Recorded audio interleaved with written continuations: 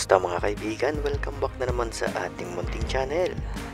Sa bidyong ito ay isa na namang matinding agimat ang pag-uusapan natin na maaaring makita nyo o makuha nyo sa mga pusa.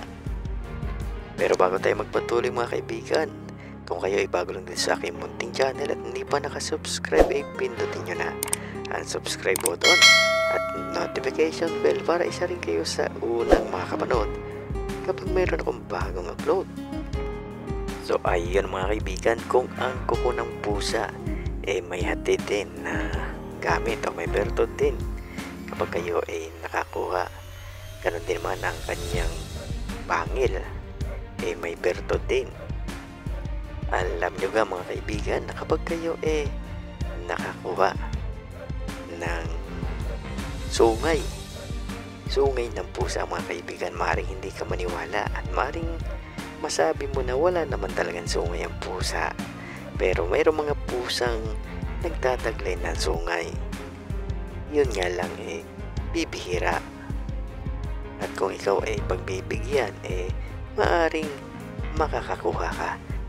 So ayun na nga, tingnan ninyo ang inyong mga alaga, himasi-masi ninyo ang kanyang ulo, at kapag kayo ay may nakitang sungay diyan, wala pagkaswerte na ninyo, sapagkat ang kadalasang nagkakaroon ng sungay na pusa, yung mga pusang makikita mo sa kagubatan kapag mahal na araw.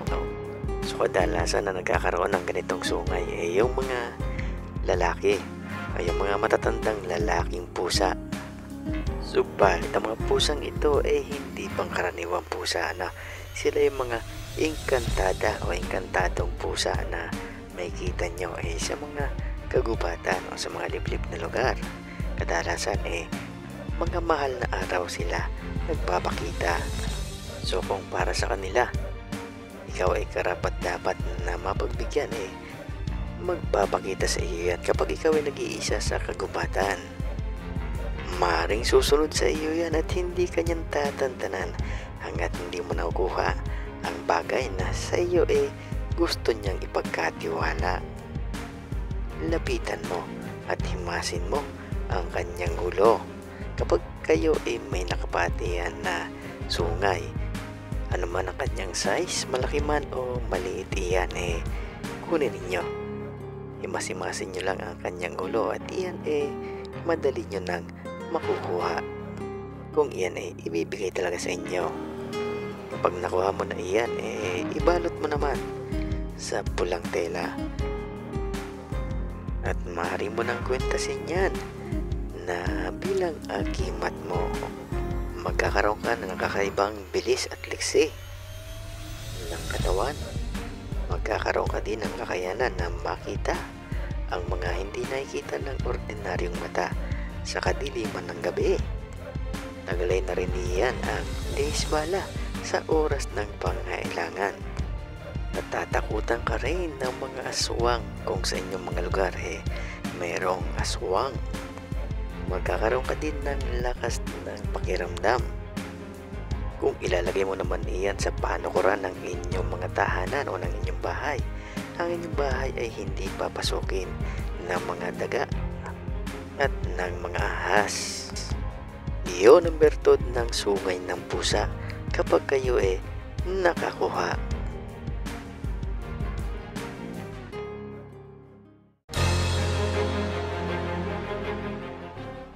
Kumusta mga kaibigan? Kayo ga may mga alagang pusa.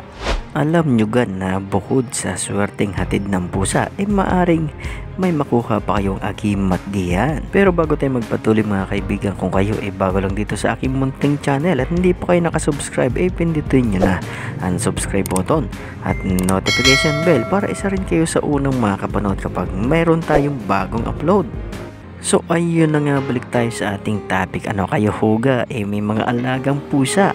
So mapa-imported man o may lahing imported man ang pusa ninyong iyan o mga pusang kalyalaang o pusa kalano o yung native lang dito sa atin na pusa. Kahit anong pusa, may lahi man o wala, basta pusa. ay kasama yan dito sa ating pag-uusapan. So ayun na nga, nakikita nyo ga na ang inyong mga alagang pusa madalas nagkakaskas ng kanilang mga kuko kung saan maging sa pader, sa kahoy, at ang mas gusto nilang kahoy yung kuko lumber na kahoy. So kahit yung kahoy na iyon magaspang, yun ang gustong gusto nilang pagkaskasan ng kanilang mga kuko. Minsan pa nga sa upuan ng inyong mga motorsiklo. Kapag nakita nyo nagkakaskas ng kuko ang inyong mga alagang pusa, tingnan ninyo kung may iwan doon na kuko. Madalas iyan kung maiwan halos isang buo. Iyan kukunin ninyo. Kukunin ninyo kung kayo ay naniniwala sa agimat na taglay nito. Balutin mo sa itim na tela at iyan ay maaari mong magamit. Saan naman, Bruno? Maaari mo iyong magamit sa sabong.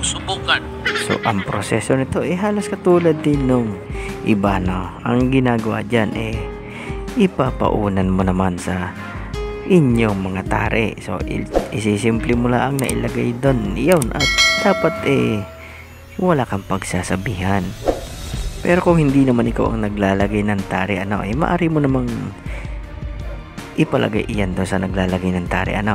Basta sabihin mo lang huwag siyang maingay.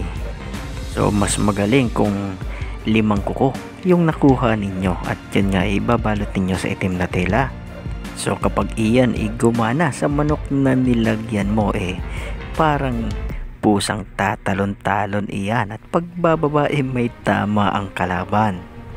At pag nagkagayaw na siguradong ikaw uuwing panalo.